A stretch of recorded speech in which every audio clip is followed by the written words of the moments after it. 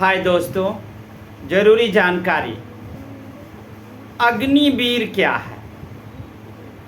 मैंने काफ़ी इस पर में स्टडी किया और आप लोगों के लिए कुछ जानकारी इकट्ठा किया है। मैं एक आम आदमी, मैं किसी का भी पक्ष नहीं ले सकता, ना पक्ष में हूँ ना विपक्ष में हूँ। मुझे जो दिखता है वो मैं आपके साथ बस साझा कर रहा हूँ।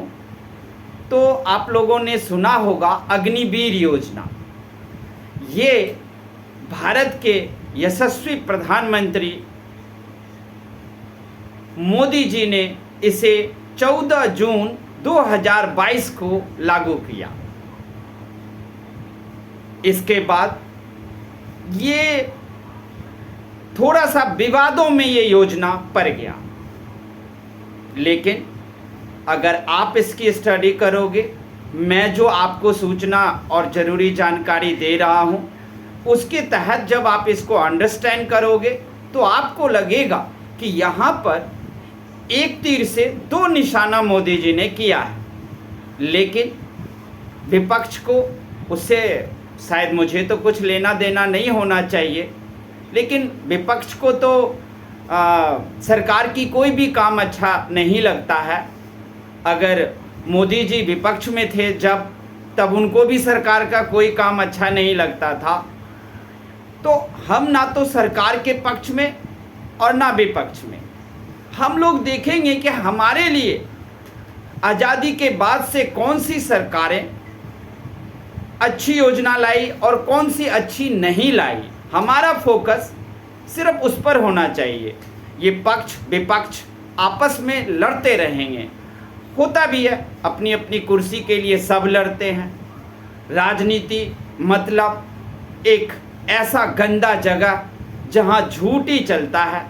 लेकिन जनता अगर शिक्षित हो तो उस झूठ में भी सच क्या है वो पकड़ना आना चाहिए।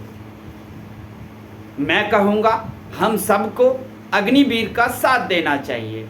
और राहुल गांधी जी जो कहते हैं मैं अगर पावर में आया तो अग्निवीर हटा दूंगा, मुझे लगता है ये उनकी सबसे बड़ी गलती होगी। क्योंकि मैं जो बता रहा हूँ जरा सुनिए।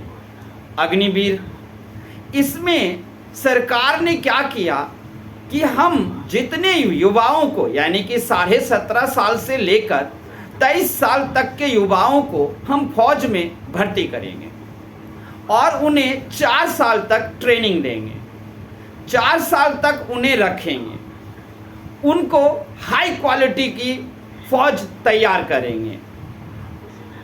इस बीच उनको 30 से 40 हज़ार रुपये महीने की सैलरी भी देंगे, अर्थात 6-6.5 लाख या 6.25 लाख के करीब इनको साल का पैकेज भी दिया जाएगा। 4 साल बाद सोचिए वो 75% को निकाल देंगे और 25% जो बेस्ट बच जाएगा, जिसे मिलिट्री में होना चाहिए, जो बिल्कुल एक बाज और पतंग की तरह होगा, उनको वो चुनकर रख लेंगे।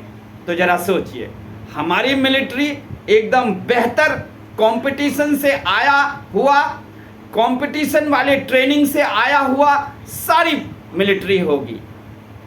जरा सोचो मिलिट्री कितनी मजबूत होगी, क्योंकि 4 लोग यहाँ ट्रेनिंग के दौरान कॉम्पिटिट कर रहे हैं, लेकिन उसमें से कोई एक ही चुना जाएगा और चारों ने जमीन और आसमान एक कर देने वाली मेहनत किया। उसमें से जो सबसे बेस्ट बाज टाइप का कमांडो था, जो सैनिक कहलाने लायक था, जो कोई युद्ध हार ही नहीं सकता, उनको चुन करके वो ले लेंगे। बाद बाकी बच गए 3। अब यहाँ पर आकर लोगों को गुमराह किया जाता है कि ये 3 कहाँ जाएंगे। पहली बात तो अगर 6.25 लाख रुपए की इनको पैकेज मिल रहा है तो आप जरा सोचो कि 4 साल बाद ये 20 से 22 लाख रुपए का कैश लेकर आएंगे। खाना पीना तो ट्रेनिंग के तहत सरकार की तरफ से ही होंगी। अब 20-22 लाख रुपए 4 साल में सिर्फ जमा पूंजी ये वापस लेकर आ रहे हैं। उसके बाद जो हम लोग इसे पसंद करते हैं अग्निवीर को, क्योंकि जब जो 3 लोग वापस आए, मान लीजिए 100 लोगों को लिया गया, 4 साल बाद 75 लोगों को लौटाया गया और 25 लोगों को रख लिया गया, यानी कि 25% इन हो गया और 75% आउट किया गया। अब ये आउट वाले जब बाहर आए तो कौन सी नौकरी करेंगे? लेकिन जब हमने स्टडी किया तो यहाँ पर में बहुत सारी कंपनियां हैं, ऑफिस हैं, एमएनसी हैं।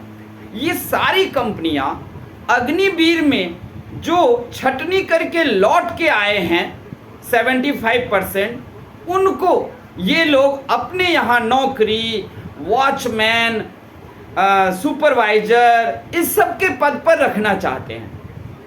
वो जानते हैं कि इनसे अच्छा कंपनी, ऑफिस या क्लब या होटल की इनसे अच्छा रक्षा करने वाला कोई नहीं होगा, क्योंकि ये बहुत ही बेस्ट कैटेगरी का ट्रेनिंग लेकर आए हैं। यहाँ पर बड़ी बड़ी कंपनियाँ, ऑफिसेस, क्लब, होटल्स बाउंसर मंगा कर रखते हैं। वो बाउंसर्स बहुत ज़्यादा तनख्वाह पर और बहुत ज़्यादा उनका डाइट भी होता है।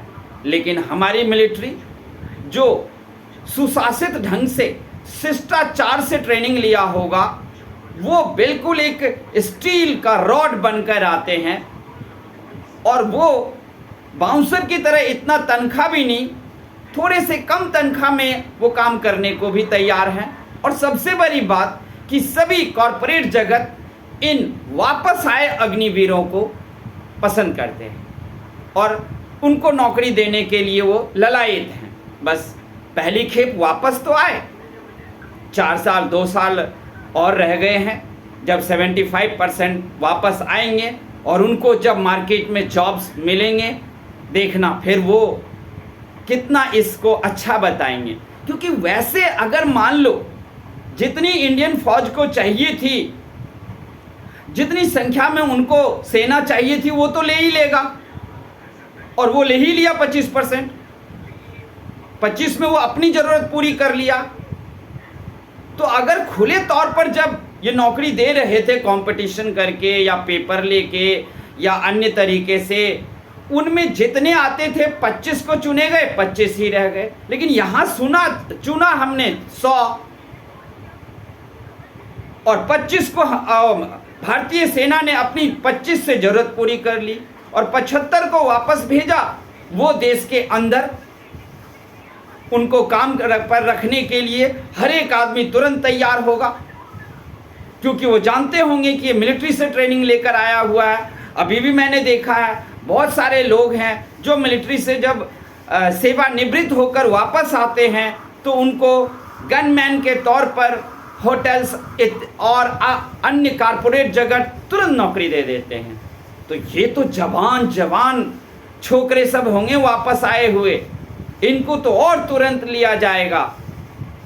और तो सोचिए कि जिन लोगों को सेना में नौकरी नहीं मिलती, उन्हें भी अब देश के अंदर इज्जत से नौकरी मिल रही है 3 साल बाद। एक बार वापस तो आने दो। ये सारे लोग इतनी बड़ाई करेंगे इस जॉब का, क्योंकि जब उन्हें अपने घरेलू मार्केट में जॉब मिलेगा, जो वापस आएंगे अग्निवीर से, तो कितना अच्छा होगा। तो यही कह रहा था मैं, अग्निवीर बुरा नहीं है। राहुल गांधी इसे पावर में आने के बाद भी बदलने की कोशिश ना करे, और वो ना करेगा, क्योंकि 2 साल बाद जो वापस आएंगे सैनिक, और उन्हें जब घरेलू स्तर पर मान सम्मान और बहुत ही इज्जत की नौकरी कॉरपोरेट जगत, होटल्स, क्लब देगा, तो अपने आप वो प्रशंसा करेंगे कि जिसको ज़रूरत थी मिलिट्री में चला गया, भारतीय सेना ले लिया, लेकिन जिसकी ज़रूरत भारतीय सेना को नहीं थी उसको भी भारतीय सेना ने बना दिया और घरेलू स्तर पर उसे एक सम्मानजनक जिंदगी प्रदान कर दिया। इससे अच्छा कोई योजना नहीं है। अग्निवीर चलती रहे, अग्निवीर सही है। थैंक यू, धन्यवाद।